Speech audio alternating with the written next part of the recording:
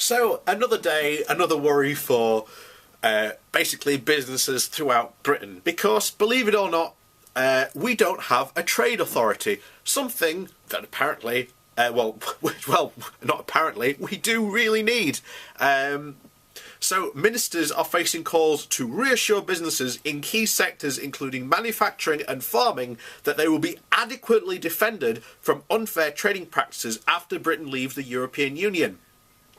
In a new report, the Commons International Trade Committee expresses serious concerns on whether the Trade Remedies Authority, which will handle trade disputes and consider how best to protect industries, will operate in time for Brexit next March. You know, this is just one of the many issues that we are facing, which our government is just completely failing to protect, failing to do. Because as it says there, this, let me read it again for you, just to re-emphasize the point. So the Trade Remedies Authority will handle trade disputes. So remember, New Zealand, one of our apparently good trading partners, is taking us to the World Trade Organization court over lamb meat. They've already said this. So, good trading partner we've got there when they're threatening to take us to the World Trade Organization. So, yeah, what wonderful trade partners. And by the way, this is the organisation that would actually defend our interests if they took us there. It's not even in place. There's not even an office or cabinet, set up, ministers, nothing is set up for it. Remember, there's 10 months left. And the MPs on this committee are demanding urgency on this. And it's not just this, there's all sorts of stuff that is just not being even addressed or concerned about. But remember, this is, what people, as we've already covered, Daniel Hannan spent 25 years campaigning for this, but once again, doesn't even seem to have a plan.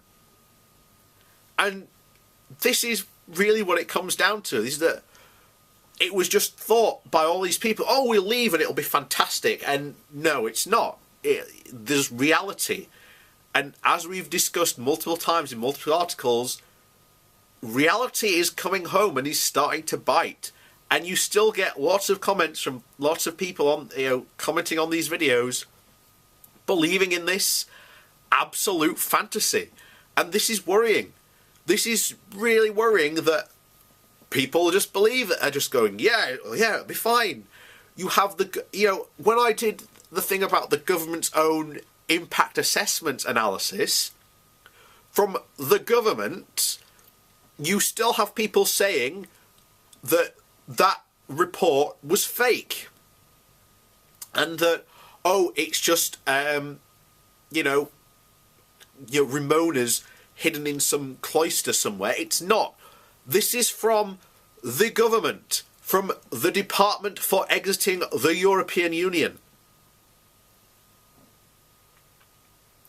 So, this is why one of the things I was so concerned about during the whole Brexit debate was the absolute ignoring of experts. Because sooner or later, you can ignore experts up to a point, but you have to start and actually pay attention to these guys and what they're saying.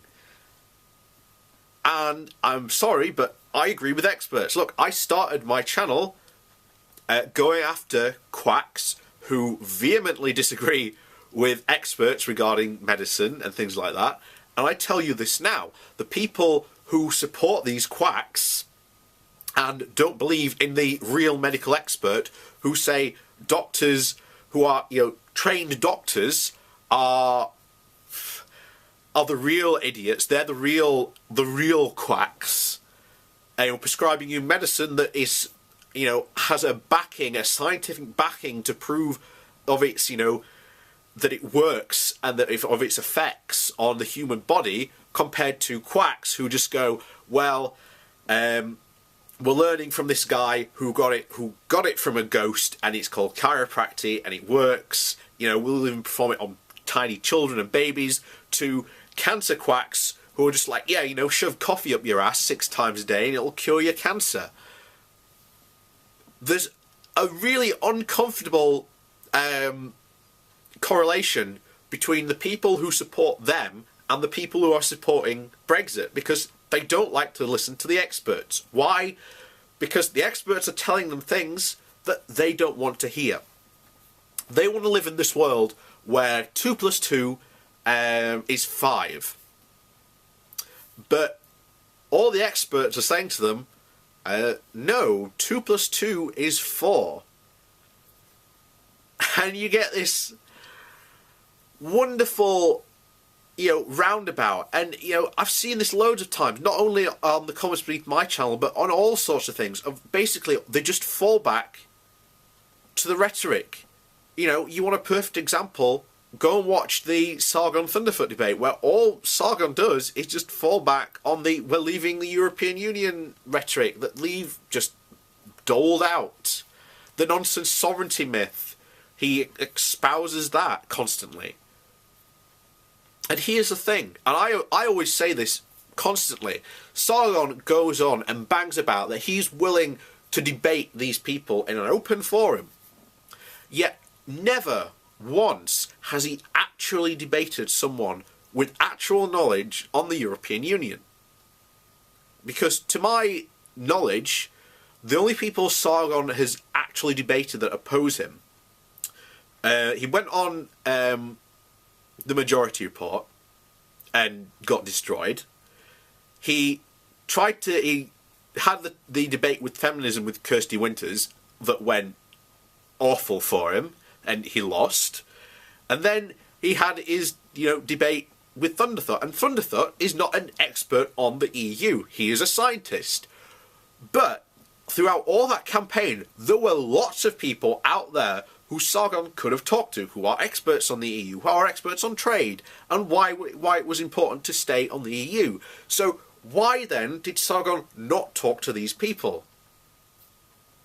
Because he's not really interested in hearing the actual facts of these cases and what these people have to say. He's more interested, like all these other people are, in remaining in this bubble that somehow Britain, when it leaves the EU, it will somehow regain its lost status, which we will never get back. We are not going to reclaim the empire. The Commonwealth is not going to turn into this wonderful trading bloc that people think it is. It's not,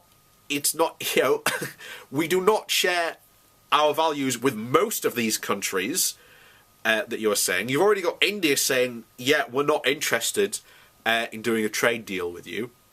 And to quote one of the quotes that came out during this whole Commonwealth thing, which you'll now notice has disappeared into the ether, India basically said, we are not going to become an imperial bazaar.